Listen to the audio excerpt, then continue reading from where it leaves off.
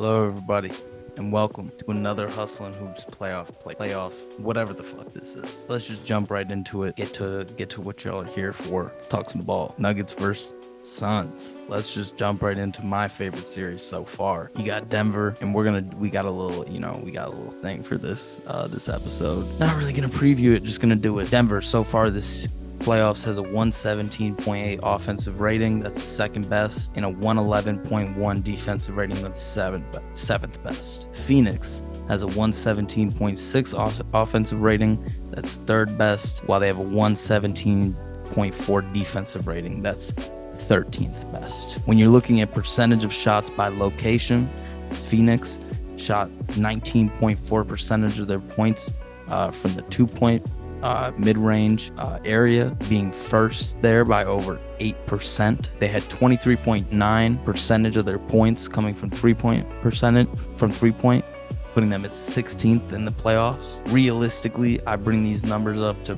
just draw a picture that is clearer than day, which is that the Phoenix Suns shoot a shit ton of mid-ranges, and realistically, that is most likely going to be their downfall. When looking at conference semis, shooting only, so we're only looking at the conference semis when talking about these players shooting performances, or these teams shooting performances. Phoenix is averaging 30.4 drive points per game, second in the league in the conference semis, something I was specifically talking about being an issue for Phoenix before this series. Thanks to Devin Booker and KD, there's your 30 points. 35.2 points on pull-ups, that's first in the semifinals. Realistically, we know how Phoenix is going to get their points, but obviously to look at the stats and have that be proven is always a nice thing. Now, with Denver, 22.2 points averaged in the paint on paint touches, 22.2 points average on paint touches, that's second, 11.8 post touch points, that's first, and 11.8 elbow touch points, that's first. Denver has done this all regular season, all season long. They have been the team to go out there and dominate in the post, absolutely, on Jokic's back and off of his playmaking and off-ball creation. This team and the rest of the team's off-ball creation. I'm not going to sit here and shit on Jamal Murray, Michael Porter Jr., Bruce Brown, Aaron Gordon. But realistically, at the end of the day, when looking at, again, conference semis only stats, when you look at the player stats, Jokic is leading all players in paint touch points, post touch points, and elbow touch points. He is leading in contested rebounds at 7.6 contested rebounds a game. He leads in passes made by over 14 passes, and he also leads in touches per game at 110.8 touches per game. 110 touches per game. That's leading by over, I think, 15 or 20 above Jalen Brunson at 80 or 90 something. Jamal Murray is obviously going to be second in passes received due to that, Jokic high level of playmaking we're seeing right now, or not even playmaking, but just the amount of offense that's being run through one player, i.e. Jokic, is possibly unseen. I don't have the stats to back that up, but just watching it's so difficult to say that this is not something that is almost just unreal. It's just unreal that what we're watching. Now, Phoenix, on the other hand, Devin Booker is averaging 12.2 points on drives and 15.6 points on pull-ups. Killer, absolute killer.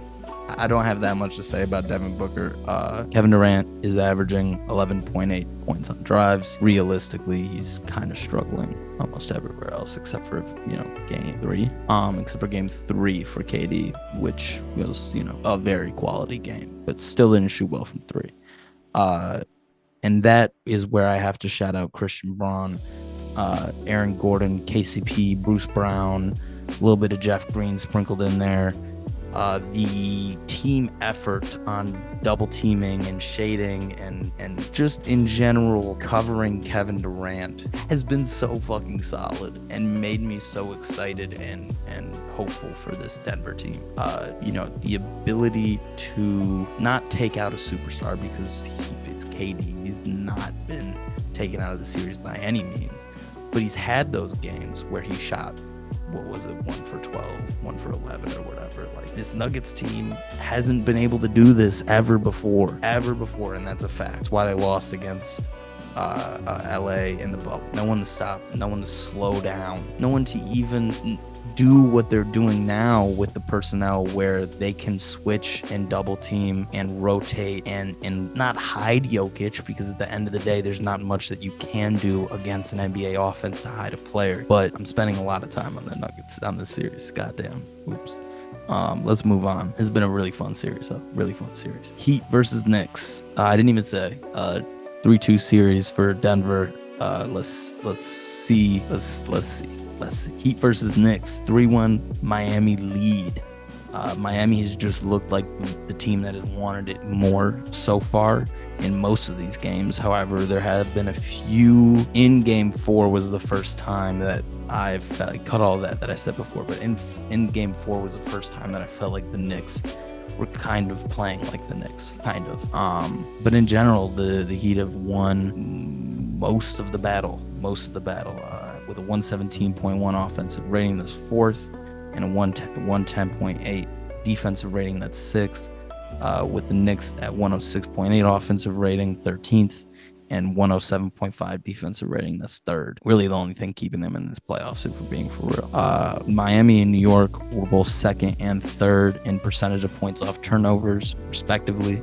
That is always an interesting thing going into a series, and we've seen how impactful the secondary effort on a steal or on a turnover has been for this Miami team, especially with, you see those Kevin Love outlets and things like that. Oh, and the rebounding has been absolutely ridiculous for Miami. Something, I don't know what it is. I saw a little Twitter video about mid crashing, basically crashing to the free throw line, or crashing not necessarily away from the basket, but with the ball, crashing with the ball, which is a hard thing to do in the game. So a lot of respect to Miami for being so efficient at that so far. Conference semis shooting only again. New York is averaging 35.5 drive points. That's 1st. Miami's, and that's almost all in Jalen Brunson's bag. Miami is averaging 31 catch and shoot points, that's 3rd, but they're also 3rd worst in catch and shoot field goal percentage. Conference semis, player stats only again. Max Strus is averaging 8.3 catch and shoot points, 2nd in catch and shoot points, and shooting 42.3% on catch and shoots. That's very quality. A little I don't want to say what I'm thinking, because then I'm thinking of Duncan Robinson, and that's not a positive thought. So there's a note to talk about the rebounding. We already did that. And then for New York, Jalen Brunson is averaging 15.3 drive points. That's 1st in the playoffs on 62.2% shooting, or 1st in the conference semis. Like I said, that's half of their drive points. But that's that series. Let's move on. 7, Lakers versus the Warriors. 3-1 Lakers lead. I don't know how I feel, because I keep seeing that dog video pop up in my timeline, and every time I do, Lakers 110.7 offensive rating. That's tied 9th with the Warriors, who have a 110.7 offensive rating. The Lakers are averaging a 105.3 defensive rating, which is 1st in the playoffs, and the Warriors are averaging a 110.2 defensive rating, which is actually 5th in the playoffs. When looking at percentage of shots from location, Lakers are shooting 63.7% of their shots from 2-point, and the Warriors are shooting 46% of their shots from 3-point. So you see that variation, that fucking differential right there is massive flip-flop, in fact, which is hilarious, given that their offensive ratings are where they're at in the playoffs, and their defensive ratings are where they're at.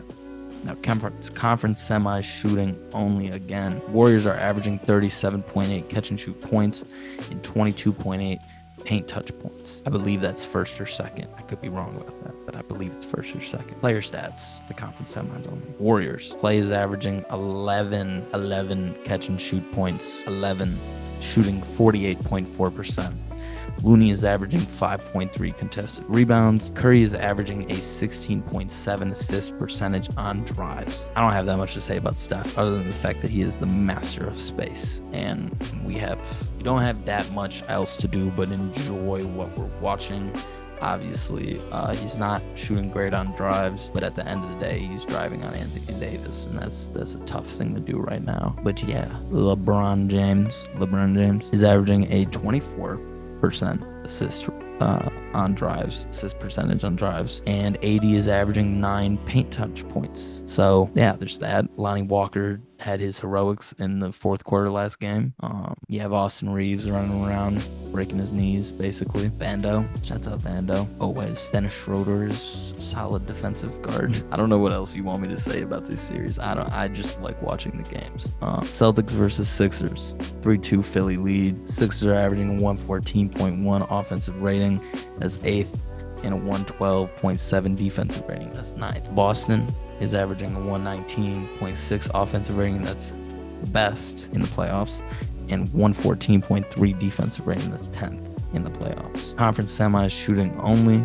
76ers are shooting 42.3% on 3-point catch and shoots. Second least in attempts, though. We'll get into that. Yeah, we'll get into that. And Celtics are 3rd in drive points, 2nd in catch and shoot points. Player stats. Tatum is shooting 77.8% from the restricted area. He's 5th in drive points at 10.8. Al Horford is 2nd in contested 2-point shots. Marcus Smart is averaging 4.7 points in clutch time. I tried to find a stat to make Jaylen Brown stand out, and realistically, unless I just pulled an individual, regular stat. I'm not saying that these aren't regular stats, because these are regular stats. None of these are things. But if I were to just say, yeah, he's averaging this, okay, y'all see that. I don't need to explain that to you. Now, his willingness to attack the basket has definitely been a nice sign. However, he's got to do it all 38, all 42, whatever the fuck. And that's really the main thing with Jaylen Brown, is keeping that foot on the gas all game, which is a hard thing to do. A hard thing to do for sure, especially against this 76ers team, where you have Harden averaging also 4.7 points in clutch time. You have Embiid 2nd in mid-range field goal attempts per game, shooting 43%. You have Maxey and Harden tied 3rd and above the break 3-point attempts. Harden shooting 38.9%. Maxey shooting 36.1%, so both above league average, with Harden almost shooting 40% on above break threes, which we know is his favorite spot. Harden was 4th in drive points per game and 2nd in pull-up points per game. So, these arguments about James Harden, these possibilities of James Harden doing what he hasn't, have basically gone out the window. He's had what I'd say one of his best playoff series of his career. I don't think that's that controversial of a statement. With the game he had in game 1 and game 4, now he had what he had, and he had a mid-ass game in game 5, but it didn't really matter because Boston had probably their worst game of the series, of the playoffs, in that game. And then you had another mid-ass game in game 3. But realistically, you can't ask James Harden to carry the full load. That's not what you're doing. You're asking James Harden to attack 4th and drive points and draw free throws, get to the line, get to your spots. Realistically, James Harden, you don't got the legs for real for like 8, 9 3-point attempts a game plus all these drives. It's just not happening anymore. So to focus on what is most important, which he has in those mid-range pull-ups, is great to see. Also, one last little stat. Joel Embiid is shooting 91% from the elbow in the conference semis, but 91%.